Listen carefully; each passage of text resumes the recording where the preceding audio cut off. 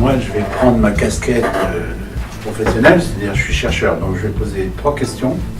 D'abord, le terme universel. Quand je l'ai entendu dans la bouche du président, j'ai tout de suite pensé à la confusion qu'il portait.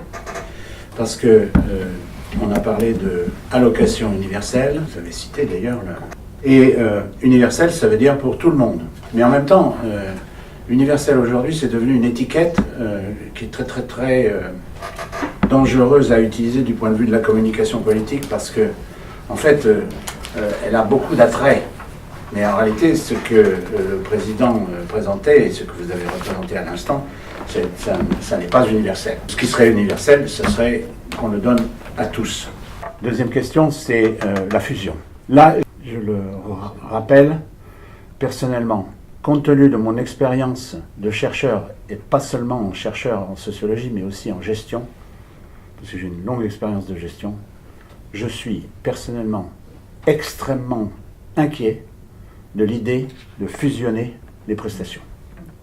Je suis inquiet, très inquiet, sur la capacité de l'État et des partenaires qui sont les autres acteurs de mener à bien un chantier comme celui-là. D'ailleurs, je suis également inquiet sur la question de la réforme des retraites de ce point de vue-là. J'ai souligné pendant le débat le fiasco, et le président, je ne sais pas s'il m'a entendu ou lu, mais en tout cas, il en a parlé, puisqu'il a dit « on me dit qu'en Grande-Bretagne, etc. » Bon. Donc, c'est une catastrophe en Grande-Bretagne. C'est encore pire que ce qu'on connaissait au moment où le président a fait son discours. C'est-à-dire, maintenant, ils sont en train d'arrêter la mise en œuvre du Universal Credit. Là, il y a un danger logistique. Je ne pense pas qu'on soit capable de faire ça à moins d'une très longue période de transition.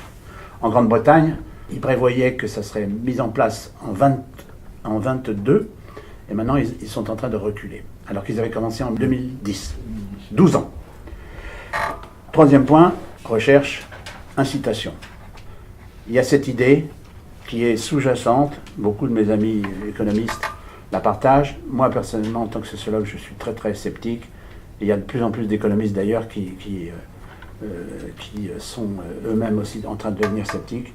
L'idée qu'il faut faire des systèmes incitatifs, alors même que les gens ont besoin et ont envie de travailler, c'est une idée qui aboutit à des choses qui sont souvent contre-productives, et en particulier les sanctions.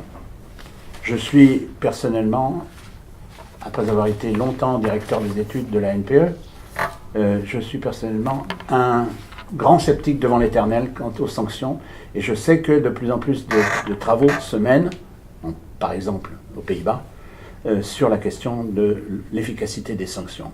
Je suis très sceptique sur l'efficacité des sanctions.